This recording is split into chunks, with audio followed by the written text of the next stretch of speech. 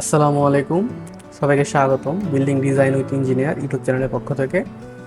আজকে আমি আপনাদের সামনে একটি ভিন্ন ধরনের ভিডিও নিয়ে আলোচনা করব। আপনারা অবশ্যই বুঝতে পারতেছেন যে আজকে আমি আপনাদের সামনে একটি ব্রিক ফাউন্ডেশনের বাড়ি সম্পর্কে আলোচনা করব। আপনারা চমৎকারভাবে দেখতে পাচ্ছেন ব্রিক ফাউন্ডেশনের মাধ্যমে আমরা এখানে দুইটা বেডরুম, দুইটা টয়লেট এবং একটা কিচেন রাখার চেষ্টা করেছি এবং সুন্দর একটি আমরা বারান্দা রাখার চেষ্টা করেছি। গ্রামের পরিবেশে আমাদের সুন্দর বারান্দাটা বাড়ির সৌন্দর্যটাকে অনেক ফুটিয়ে তুলবে। তো আজকে আমি আপনাদের সামনে আলোচনা করতেছি যে ব্রিক ফাউন্ডেশনের এই বাড়িটা কমপ্লিট করতে আপনাদের প্রায় 1.5 শতক জায়গার পরিমাণ লাগবে এবং একদিকে জায়গার পরিমাণ হবে 31 ফিট 8 ইঞ্চি এবং অপরদিকে জায়গার পরিমাণ হবে আপনাদের 20 ফিট 10 ইঞ্চি। আপনাদের যদি 1.5 শতক জায়গা থাকে এবং আপনারা যদি সেই জায়গার উপরে ব্রিক ফাউন্ডেশনে বাড়ি করতে চান তাহলে আমাদের সাথে যোগাযোগ করতে পারেন। আপনাদের বাড়ির জায়গার মাপ যেমনই থাকুক না কেন আমরা সেই মাপ অনুযায়ী আপনাকে ড্রয়িং দেওয়ার চেষ্টা করব। এটা আমাদের গ্রাউন্ড ফ্লোর প্ল্যানটা আমাদের 660 স্কোয়ার ফিটের ভিতরে। এটা আমাদের প্রায় 1.5 শতাংশ। আমরা প্ল্যানে আপনাদের দেখানোর চেষ্টা করতেছি। প্রথমে আমরা এখান দিয়ে সিঁড়ি দিয়ে বারান্দায় প্রবেশ করব এবং বারান্দাতে আমরা এক পাশে টয়লেট এবং আরেক পাশে কিচেন রাখার চেষ্টা করেছি।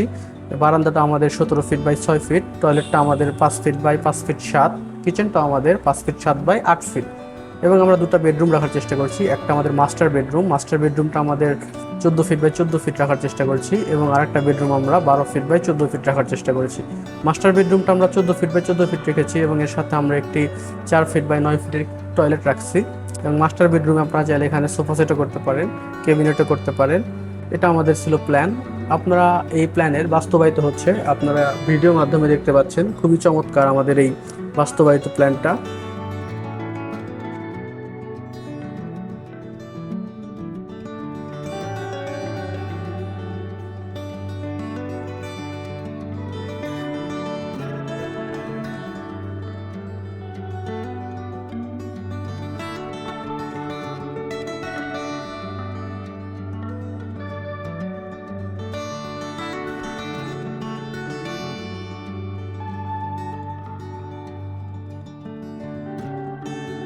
এই প্ল্যানটা কমপ্লিট করতে ন্যূনতম কত হাজার ইট লাগতে পারে এবং কত খরচ হতে পারে আনুমানিক সেই বিস্তারিত হিসাব দেওয়া হবে।